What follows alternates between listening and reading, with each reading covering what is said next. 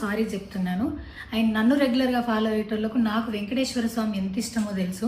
యూట్యూబ్లో, ఇన్స్టాగ్రామ్లో 3 నెలలు 4 నెలల సంది శనివారాల వ్రతాల గురించి, వాటి డీటెయిల్స్ గురించి నేను చెప్తూనే ఉన్నా. అవేవి దేని గురించి ఎవరు మాట్లాడుకోలేరు. అన్ఫార్చునేట్లీ దీని గురించి మాట్లాడినరు. ఏదైనా సరే తప్పు జరిగింది నా సైడ్ నుంచి. నా మాటలు తప్పుగా ఉన్నాయి తప్పితే నా ఇంటెన్షన్ అది కాదు. మేము రిచ్ అని అన్నది 10,000 L1 క్యూ లైన్లో నిలబడ్డప్పుడు, పొద్దున ప్రసాదం తీసుకునేటప్పుడు కాస్ట్లీ లైన్లో నిలబడ్డమని ఆ ఉద్దేశంతో అన్నాను. ఏం జరిగినా సరే ఇప్పుడు నేను ఏది ఇచ్చినా మీకు ఎక్స్ప్లెనేషన్ లాగానే అనిపిస్తుంది తప్పితే నేను తప్పు ఒప్పుకున్నట్టు మీకు అనిపించదు. అందుకోసం నేను దాని గురించి ఎక్స్ప్లెనేషన్ కూడా ఇస్తలేను. తప్పు అయితే నా సైడ్ నుంచి జరిగింది అండ్ నా తమ్ముడు సోను తరపు నుంచి కూడా జరిగింది. తను అవైలబుల్లో లేడు. తన తరపున, నా తరపున అందరికీ సారీ చెప్తున్నా. సో నా ఇంట్లో వెంకటేశ్వర స్వామి, నా చేతి మీద వెంకటేశ్వర స్వామి, అన్నిటికన్నా ముఖ్యంగా జీవితంలో నాకు అత్యంత విలువైంది నా బిడ్డ. నా బిడ్డను కూడా వెంకటేశ్వర స్వామి ఇచ్చిండు. నేను ఆయన గురించి తప్పుగా ఎట్లా మాట్లాడతా?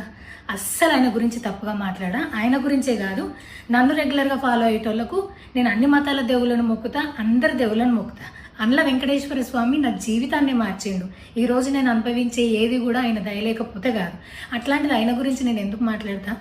అయినా సరే తెలుసో తెలకో పొరపాటు మాటలు అయితే నా నోటి నుంచి, మా తమ్ముడు నోటి నుంచి వచ్చినాయి. దానికి డెఫినెట్గా సారీ అడుగుతున్నా. ఇదేదో యూట్యూబ్ ఛానల్ ఏమంటారు వీడియోస్ పెట్టి